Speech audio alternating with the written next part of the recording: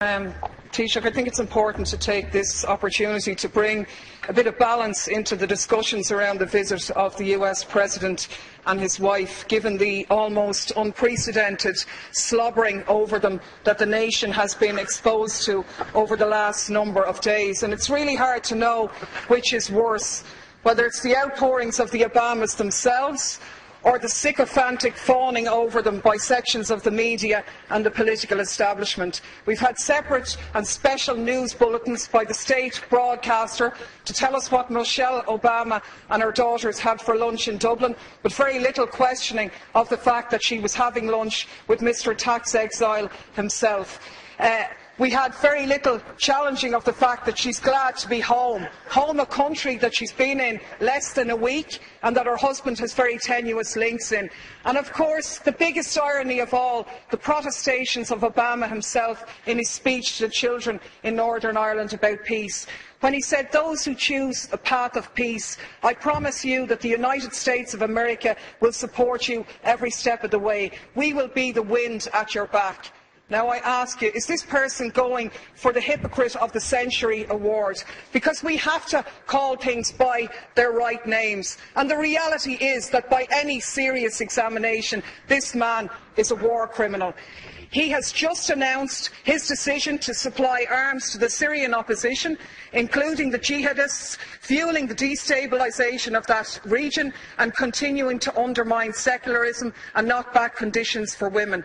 This is the man who is in essence stalling the Geneva peace talks by trying to broker enhanced leverage for the Syrian opposition by giving them arms, and to hell with the thousands more who lose their lives, or the tens of thousands more who will be displaced as this war goes on. This is the man who has facilitated a 200% increase in the use of drones, which have killed thousands of people, including hundreds of children. And you, Taoiseach, you are the one who's turned a blind eye on these activities. You've talked about the G8 being an opportunity to showcase Ireland. But is it not a reality that you have showcased us as a nation of pimps, prostituting ourselves in return for a pat on the head? To be honest with you, we were really speculating this morning whether you were going to deck the cabinet out in leprechaun hats decorated with a bit of stars and stripes to really mark abject humiliation here. So my question to you, Taoiseach, is as follows.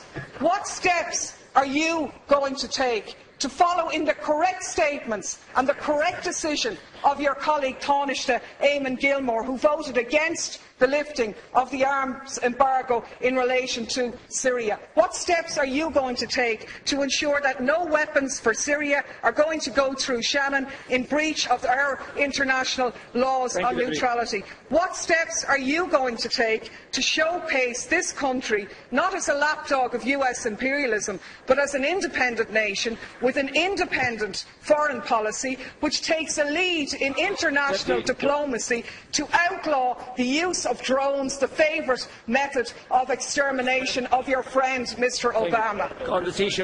Thanks, Ceann Comhairle. Of course I said nothing about the Northern Ireland peace process, a process which everybody supports, but is not one that gives you a licence to do whatever you like anywhere else around the globe. There isn't much peace in Iraq, where 26 people lost their lives yesterday. There isn't much peace in Afghanistan, there isn't much peace in Pakistan, and there certainly isn't much peace in Syria. And the side I'm on in Syria is the one, and what I agree with is the statement by Oxfam, where Oxfam said sending arms to the Syrian opposition won't create a level playing field. Instead, it further risks fuelling an arms free-for-all, where the victims are the civilians of Syria.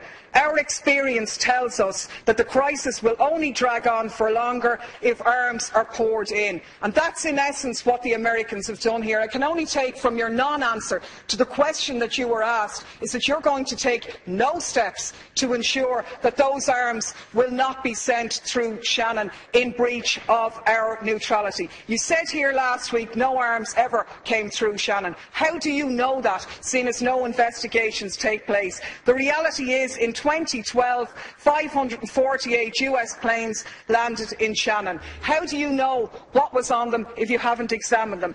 Your Minister for Transport revealed mentioned in a parliamentary question that 239 civilian planes landed in Shannon, where they sought permission because they were carrying munitions of war or dangerous goods on a civilian aircraft. What steps are you going to take to intervene in this situation? And the last point I'll make is that people in this country are very fond of our American brothers and sisters, and I think we stand far more shoulder to shoulder with them by making valid criticisms of their President, who has broken his election promises, rather than just pimping this nation as a tax haven for their corporations. I'm sure the Americans would far prefer if their multinationals paid their taxes at home rather than offshore here, so they could develop their health care, so they wouldn't be wasting money on arms being sent to slaughter people in other countries.